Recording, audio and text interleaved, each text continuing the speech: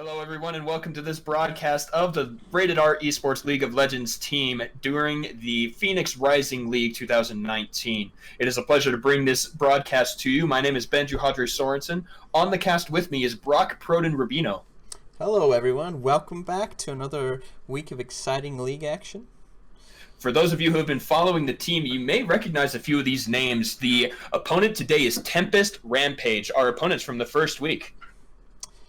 Yeah, I'm excited to see, after that big victory last week, how they do this week. Same here. Now, we do have about one more minute of spectator delay before we get into Summoner's Rift, and so this is going to be a great chance for Proden and me to kind of look over the draft and the champions banned and picked and predict what we expect to see happen. And so, Proden, a really big thing you can notice here on the side of Rated R is Nautilus and Pike and Blitzcrank all banned out against Mr. Damian Cox. It's, the guy likes to make the plays. He gets those hook-type champions and can really set his team up for success. But we didn't want to deal with that today. Yeah, the enemy team is interesting. Like, Vel'Koz and Swain bottom. Yeah. I have not seen that duo. So here's the deal. Ricky Bobby's dad up in the top lane is a substitute. We do know this. And Shaden is typically their top laner. And so they've had to make a couple adjustments to make their roster work and able to play tonight. And so these odd picks are slightly, but to be honest, it's the best they could do. And luckily for us, it is slightly unconventional. So we just need to see if they can actually make it work or not. Then we have Renekton mid against Yasuo. That's interesting. We were talking actually a lot about that. I was on with the team yesterday making a draft plan, and we saw that Mr. AC130 here has 450 games on Zed and then 100-something on Yasuo. So we predicted the Yasuo pick, and we wanted to play Renekton into it because it is a better matchup. Yeah, Renekton should definitely be able to bully Yasuo early. Welcome, like Torchy, to the stream. Like he does with most matchups. Exactly, and that was the plan. We wanted to make sure that we got ourselves a favorable matchup. Excuse us here while we clean up the UI. We are on to Summoner's Rift now, ladies and gentlemen. Game number 1 against Tempest Rampage. Our boys in red, literally on the red side of the map. It's going to be one heck of a game. And the typical 5-point start here for both teams. Nothing really exciting going to happen early in the game, I don't think. No, I think it'll probably no invades or anything. They're just 5-pointing right now. Bot lane, I mean, Vel'Koz and Darkstar definitely going to be poking each other in lane. You definitely don't want Vel'Koz to land, a Q or a knock-up, because then that allows Swain to pull you back because CC. And then if you do that, Vel'Koz has his knock-up. I can see somebody getting burst out really fast, but I think with Karma's shields and ability to poke, it should help as long as positioning's kept right. Mm-hmm. So another interesting start here. Boosted has thrown down his Trinket Ward up in the Pixel Brush and immediately gone back for the Sweeper, timing just well enough to meet at that blue buff so that bottom lane does not miss much of the CS for pulling the leash. It's a recent adaptation that we've talked about as a team, and I think it's very valuable. Yeah, a lot of junglers you can go early Sweeper on and just get the clearing advantage that'll allow you to open up some ganks early so they can't see you coming after you clear it out. And I'm sorry I interrupted you there. I thought that we were going to see a little bit more than just a never move going across the wall there, as the ward from Tempest Rampage was pretty revealing. So now we're into the laning phase. Nothing truly missed here for our boys on the bottom side. But now Cammy up against Ricky Bobby's dad. We picked the Kennen specifically again into what we feel as a favorable matchup. Yeah, I think Kennen will do really well into Volibear, because Volibear, to really do anything, he's got to run at you and grab you and toss you. And Kennen's really good at just kiting back against someone who has to run straight in and with no, maneuverability other than just quick movement speed. Well, and especially based on last week, I remember he was up against the Poppy, and just the trading that Cammy was able to do with the Kennen, it's going to be a favorable matchup every time he picks this champion. Yeah, anyone that doesn't have a quick way to get on you, like a Camille or a Renekton or whatever, it should be favorable for Kennen, very much so. So the interesting picks here on the bottom side, you can see about a wave difference here in the CS. It's only level 2, not that big of a deal, and it's caught up underneath the turret. But look at the focus that they're putting here on the bottom side. First gank coming from Anarch, and they're shoving back a little bit. Still so weird, because you wouldn't think the damage and everything that Swain can do, that's why he's been picked as a solo laner for so long.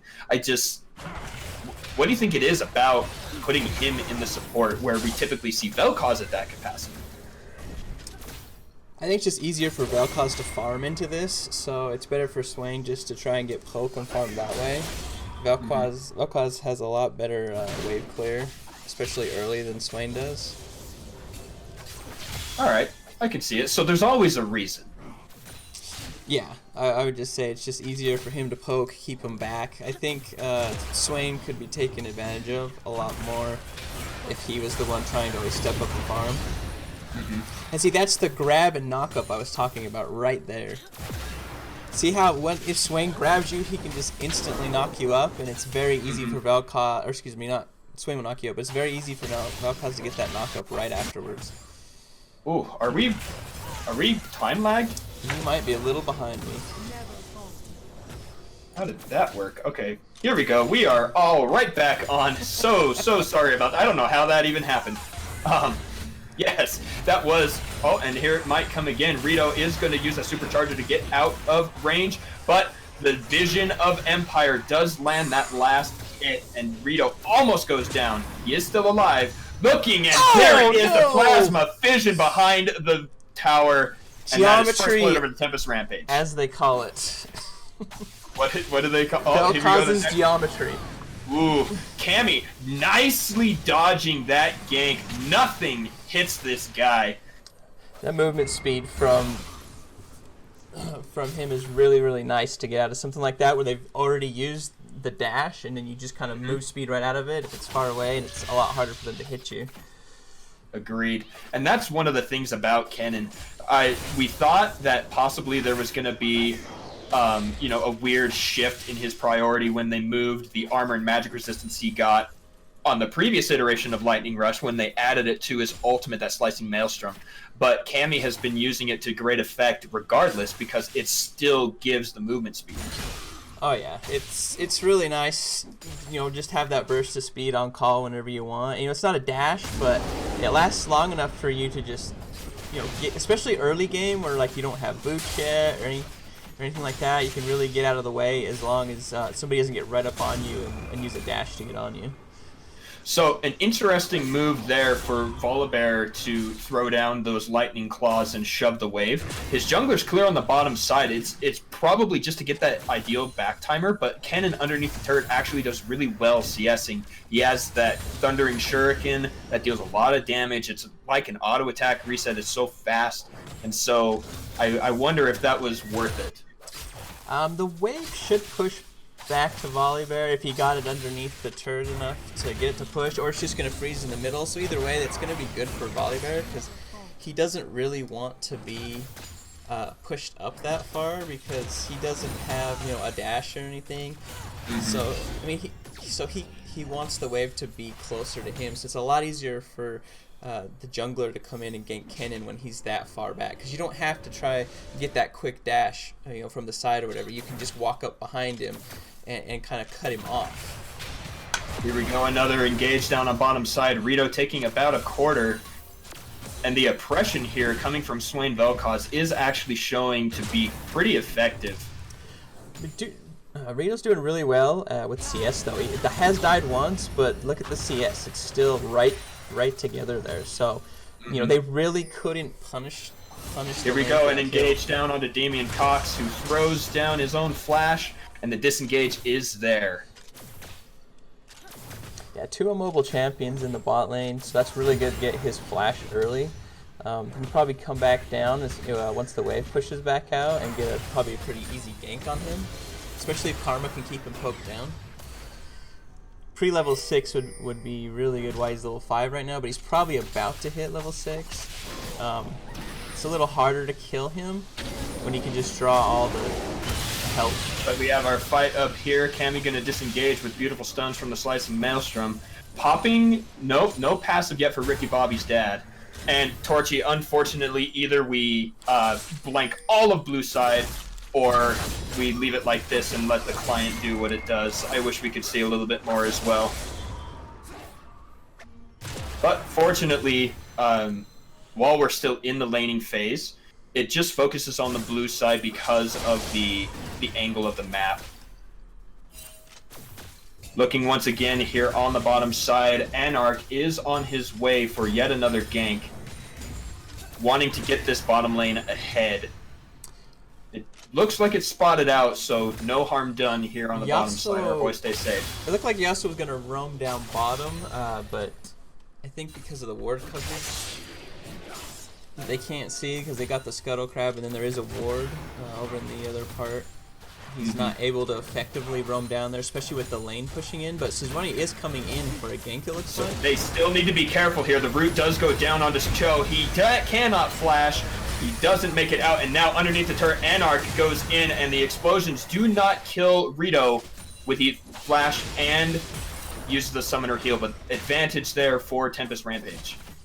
Yeah, we got a Vel'Koz with 2 kills now, and a Vel'Koz ahead, especially when it has a front line like a Sejuani or a Volibear, that is really, really hard to deal with. The true damage will just melt through anybody that he does, and even your tanks will not be able to stand up to his combos. Here we go with another fight up top. Ricky Bobby's dad is going to get knocked up, taking a lot of damage, but Cammy gets the kill. Nice gank up there from Boosted, but it does leave this Drake open for Tempest Rampage. That's really big for top. Kennen being ahead to where Volibear just can't do anything to him. Get ahead of his magic resistant armor builds. The armor isn't quite as big against Kennen, but to get ahead of the magic resist, so you can just keep peeling him off you and doing enough damage to where trying to all-in you is never going to be a good idea. And Volibear is extremely tanky with the passive he has, so that's a really good kill. Kennen now has a nice lead in CS, and that allows them also to get that Rift Herald. And that was what I was going to bring up next. Typically, our guys like to trade a Drake for the Rift Herald. We can get a lot of value out of the Herald there, especially with the gank up top, meaning there's no pressure. And the way that bottom lane has been able to kind of withstand the ganks and everything there, not even withstand really, they've succumbed to it. And so Drake pressure is on the side of Tempest Rampage, and it's better to answer on the other side. Yeah, they need to definitely get the Herald off while they can get a bunch of plates off one of these turrets. You can get at least 3 plates with the Herald. So they need to choose which lane they really want to put that to. You could continue to snowball top, or you can try to get your bot lane back into it. I would probably snowball top. He's already got the kill, he's got the CS lead, and if he gets far enough ahead, they're going to have to send 2 people to answer him. Exactly. I like that idea too, especially with the Proto Belt there completed. He has his magical footwear already in inventory. Kennen is doing quite well here in this matchup, which, again, was the desired effect. And you can see Boosted there is going to grab his wolves and head up to that top side. Will we see exactly what you said, that nice big fight? Ooh, but there we go. Recent update to Renekton with his W. Oh, yeah, that is wonderful. He chops right through that shield with the empowerment of that. So that actually is really good against Yasuo. I never actually thought about how good that would be against him, because normally you go into trade with Yasuo, and if his shield's up, he's going to win that trade. Unless you could just burst through that shield, but if you hit it with the empowered, the shield is instantly gone, and your jam, it goes through, because the shield, it breaks the shield before the damage. Exactly, and I remember reading that in the patch notes and being like, hey, that's kind of weird, but seeing it in effect here, just brutal. or Ruthless rather, as the name of the skill goes. Ruthless Predator, dealing full damage. But remember, it can only do it if it's the empowered version of the spell. It needs to have that 50 Fury. Gank down here, boosted, runs right into the Sejuani, has this ultimate, so he takes less damage on the up front. Darkstar Cho has to flash away, but still goes down to the Lifeform Disintegration Ray. Damage from both of them together, that was just a massive amount of damage. I don't even think that Darkstar even realized the amount of damage that was going to come out of that once the passive went off. Gets flashed and ignited, uses his ultimate to get away, but a nice steal Tempest from AC 130 grants yet another kill to Tempest Rampage. Yeah, that was a lot of burst damage that came through down there. With everyone here on the bottom side, Rampage is going to get full effectiveness from this turret. All of the plates and first turret to boot. It's going to be a lot of gold in these guys' pockets, putting them now about 2,000 ahead here at the 13 and a quarter, 3/4 minute mark. Yeah, Vel'Koz is at 5,200 gold right now. And Rito is at 3,800. Even the support right now, Damien Cox has more gold than their ADC because of the Spell Thief's Edge and the assists. Here we go. This is a 3-man up top. Ricky Bobby's dad has no chance. There's the Slicing Maelstrom and the follow-up here. Ignite and boosted Lee Sin picks up that kill. Mono nice and safe with the Dominus activated, gets a lot of hit points, and that's a turret answered on top. They didn't get any plates though, which I think they should have prioritized that instead of ganking bot lane at this point, because they got almost a full turret worth of plates. Or no, they did get a full turret worth of plates in the bottom lane. Whoop, but this is dangerous here. Cammy is alone. Boosted on the other side, but they do not know where Yasuo is, caught there with the never move, which counts as a knock-up. And in goes the last breath. AC 130 picking up a second. Beautiful play by them. I don't think that should count as a knock-up. It's a pull forward. It's a displacement. It's any of his placements. It's not necessarily just a knock-up. If it displaces your character, Yasuo can ult off of it. Busted champion. So like, I don't like even like a fresh flay, it's not a knock-up, but it's a displacement, so you can ult off of it. I know it's a knockback, and I accept knockbacks, but like, it's a pull, not a. I don't know. I think some interactions are just goofy. Here we go, an engage coming in from Ricky Bobby's dad with the Vel'Koz on the backside. He throws down the Lifeform Disintegration Ray and gets the first kill immediately on Dorito. Is Bronze 5. Ricky Bobby's dad is still very much alive. Cammy teleported in, has to flash over the wall, but he is not safe by any means. Cammy in 1 versus 2. Gets a stun, but cannot do anything else as AC 130 goes on a killing spree. They did pick up the dragon, which is I guess what you can get out of that that went well. They did lose 2 people in the fight, and it looks like they're about to lose a turret, possibly 2, depending on how they push it. But I think the defense will get there in time to stop the second turret. They won't necessarily kill it, especially because the Demolish has already been used. They should have enough wave clear and pressure here. Boosted is on the other side in the jungle, picking up that red buff. Ricky Bobby's dad wants to engage here, gets the knockback, he gets the throw, and the ultimate. Nice flash over the wall to save himself. That's a 3-0 Yasuo. That is scary, and a 3-0 Vel'Koz. I mean, that's... you have somebody who can dive on you and somebody who can sit back and just nuke you. That's honestly really scary, especially Yasuo is, pulls his ult on you, and Vel'Koz ults, like, you just have to stand there and take all that. Cammy in trouble again. He's going to throw down the Slicing Maelstrom, get a couple stuns underneath the turret. Ricky Bobby's dad is still alive because of the passive. Boosted goes in 1v3, trying to get the kill, and he doesn't. Anarch flashes away and is not killed. In goes Mono, gets the stun. AC 130 is the target. He has not gone down yet. He throws down the wind wall, gets the shutdown. Darkstar Cho on the top side throws down the ignite onto Anarch. Shaden goes in trying to get the kill there. A stun gets onto him, but now it's a 1v3. Mono here is going to take a lot of damage with a never move, and he will go down. Double kill for Damien Cox. That looks so good at the start, but the way the enemy team spread out and kept so they couldn't all just be jumped on and use their knockbacks and their peeling ability to stop them from just wiping their whole team. It was really good how they played that. I agree, and the unfortunate thing, it was the split, like we were talking about. Instead of 2 more auto attacks being thrown down onto that Yasuo, the chase into the brush for the Sejuani separated Rated R, so they weren't quite able to make it work. And even one auto attack before using the Killer Instinct from the Kai'Sa might have secured that kill and saved half a second, which in League of Legends terms is quite long. Yeah, and a lot of people make the mistake of, oh, there's 2 low champions, let's get them. When there's one champion maybe with full health, but he's right in your team. And they ignore the full health champion. Instead of everyone just turning on that one person and blowing them up, they go for the lower health one, which allows the other team to take advantage of you splitting your team up like that. Precisely. And so with that, it is now 4,000 gold the lead for Tempest Rampage here. 7 kills up, 2 extra turrets. They're looking pretty strong. Boosted gets the smite for that crab. That gives them a little bit of vision around the map. Let's see what they can do with it, as the Drake is still important at only 19 minutes in the game. You know, if you look at the gold difference, Vel'Koz and Yasuo are just huge right now. It's over 7,000 gold right now.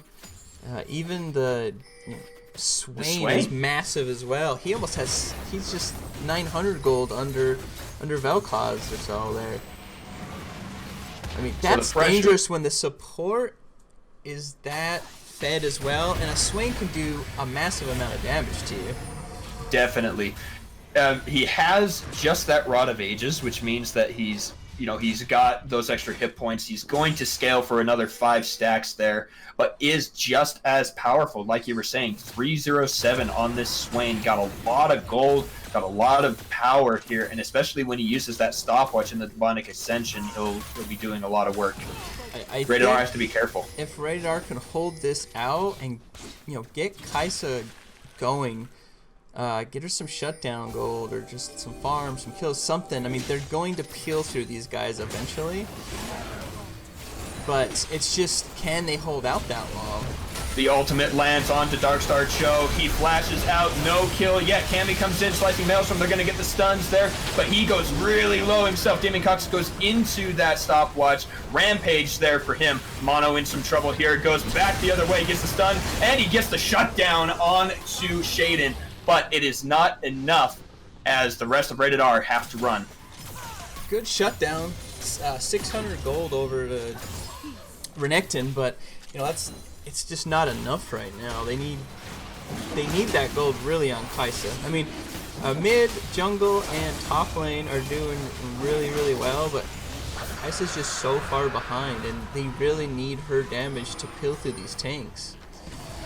So later on in the game, she will be able to do that, but like you said, it's later. And so getting her the gold for the items, that was what put her kind of out of the meta for a little bit, was the fact that she needed 2 items plus, the bonus damage from her passive to be able to do very much. And looking here, the Manamune as the first item, I think that's going to be a Rage Blade next with the pickaxe and the recurve bow. Yeah, if we can get that Rage Blade and that Manamune, I mean, she's going to have so much on hit from her passive, and she's going to start doing some really good damage as long as she can stay alive in these fights. And so I think that the change here from Rated R needs to be kind of a peeling idea.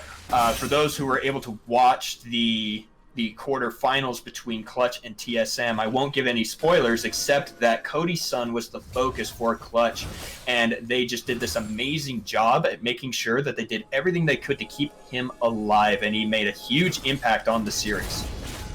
Oh yeah, he played that really, really well.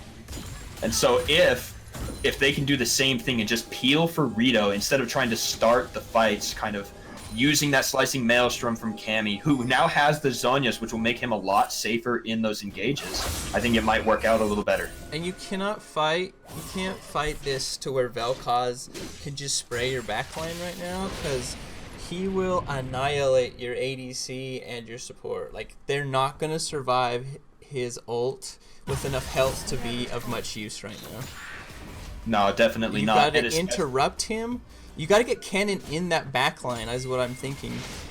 and you have to interrupt his ult and stun him, and then keep everyone else off Kai'Sa. It is a tall order for sure. We'll see if our guys can make it happen. They are behind about 5,000 gold, 3 turrets, but we are barely coming up to that 23-minute mark, so there is still a chance to pull this one back and come out victorious. What do we need to see happen, though, from both teams for that victory to go over to red team?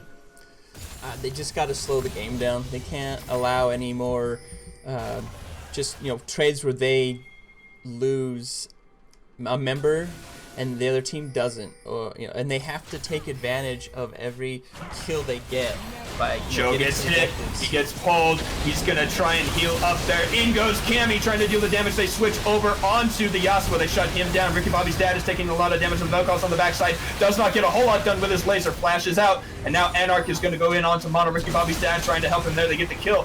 Flash over the wall goes Shaden, trying to get Rito and Cammy. He will not be fast enough. He's going to throw that Plasma Fission, is not able to pick it up so far. They need to spread. Cammy going to dodge out, does not make it, and the Vision of Empire gets that kill. Rito gets slowed, and that's an ace. Tempest Rampage go 5 for 1, straight into the Baron. Yeah, I think as soon as Darkstar got picked, you just leave. Because everyone dying like that is a free Baron. Like, there's no way you can contest it at all. Your support is not going to be able to run in there and stop them from doing that. If they had the threat of 4 members flanking them while they're trying to do Baron, they probably wouldn't even try it. And the unfortunate thing also is just how tanky of a champion Swain is, just by nature. Once that ultimate comes up, he just heals and life drains so much. So even as just a support, let alone the 6 kills you have on him, he's so hard to take down. And so you can't engage on that guy. They managed to pick up the Yasuo, but at that point, he is soaking so much damage on the front line that I don't think there was really much of an option for especially when he gets to just sit in the middle of your team and just heal off of everybody, and that just makes it so hard to kill him at this point. Like, nobody has any anti-healing, and so at this point in the game is when he's the strongest right now. This mid game, when nobody has an answer for the amount of healing and damage his ultimate puts out. So with the Baron buff, Tempest Rampage have decided to kind of monopolize this dragon area. That Mountain Drake will help, because I believe that so it's only champions that get the bonus damage against those turrets, am I right? That's correct. Okay, so they'll be able to push with the Baron minions, but then if they get that Mountain Drake, they'll be able to deal that 10% extra damage themselves as well, making the siege all the more powerful, especially with this right here, this mid lane turret already exposed. And they don't really have any good wave clear to stop this. Vel'Koz is going to shove the lanes right in on them very easily. So they're lacking a lot of good wave clear to stop the siege from them. So I don't see them holding any of these outer turrets. No, that one goes down very quick with the Demolish proc, but let's be honest, a full minute and a half wasted on that Drake instead of shoving the lanes. Tempest Rampage do have control right now, but it could have been devastatingly worse. Let's see what they can do here underneath the turret. Well, nothing, I guess, as they push right in onto the inhibitor.